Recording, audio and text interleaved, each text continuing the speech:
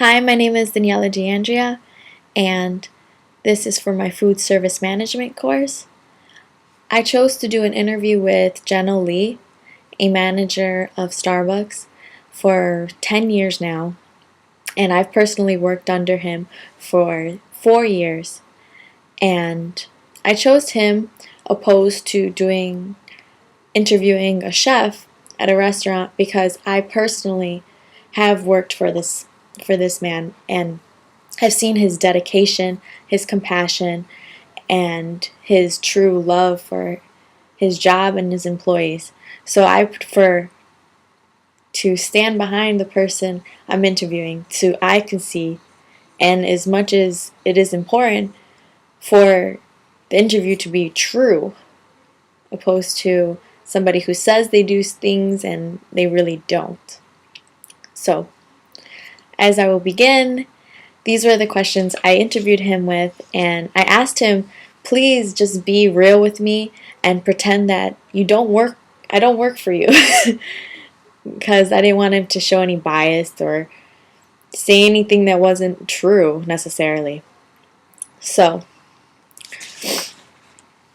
how would you describe your decision-making process? First off, he started by saying that he identifies the problem, he brainstorms, and then he chooses the one that best benefits the team, opposed to benefiting himself. And in my opinion, this shows like a true leadership, because although it's selfish to say, oh, this is going to help me, opposed to what's really good for my team. And throughout the whole interview, he refers to his employees as his team, not as the people that are under me and people that I oversee. It's his team. He's a part of the team.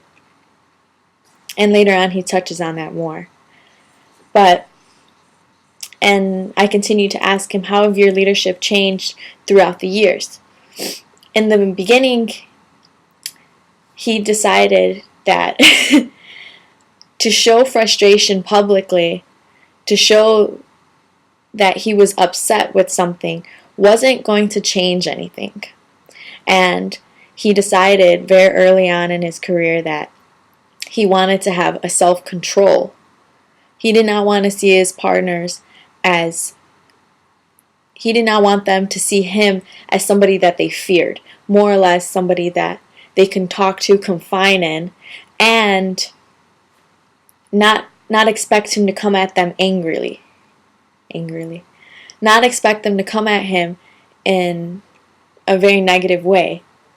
And this is overall, in his 10 years of managing, this is something that he's held on to very strongly and he values.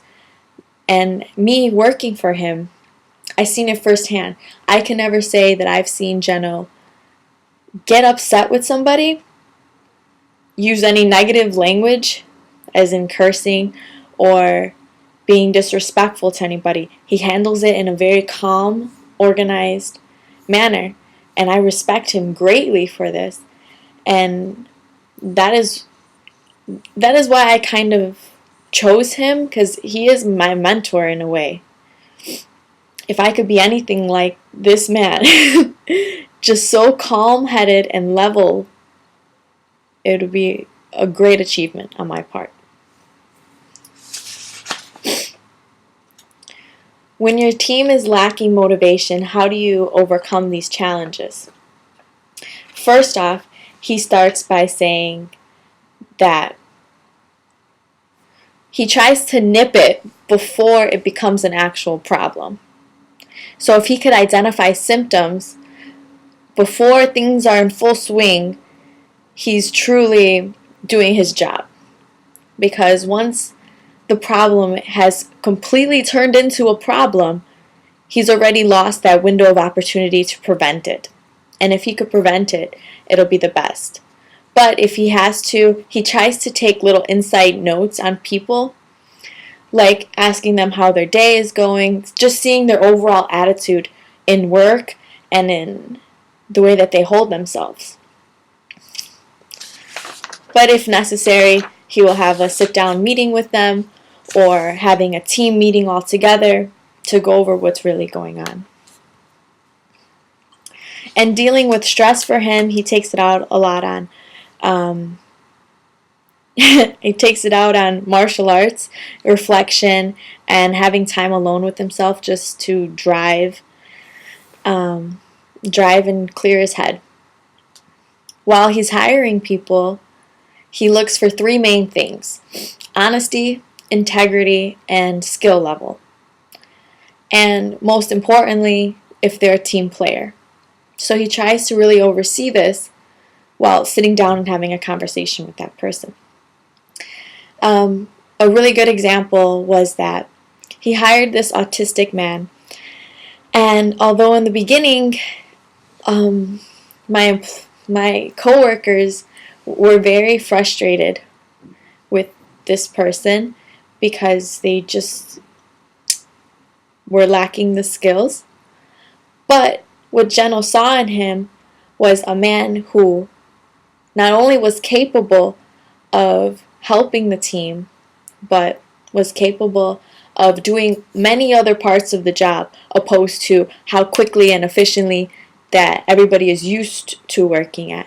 So in reality, it really humbled our team and made us appreciate Jeno as a leader for deciding to respect this person as who they are, opposed to what they can't do and blowing them off altogether. So mostly, he values being a team player over prior experience any day. What is the biggest challenge for being a manager? In his opinion, it was balancing being there and satisfying your employees with being happy and great environment, good to be around, and business numbers, statistics, balancing those two things when in reality it's very difficult. And he said in the beginning of his career that one would always overpower the other. But ultimately, it was always the satisfaction of his employees that rose the numbers higher, opposed to focusing only on numbers and your employees dropping down drastically. As a manager, what brings him great joy is seeing his employees progress in the company, seeing them strive and be motivated due to him, his model and his examples. And I have done just that. I saw him, I saw his passion, I saw his drive, and that ultimately pushed me to want to go further in the company, to want to further myself, to go to culinary school, to strive and be the best I could be.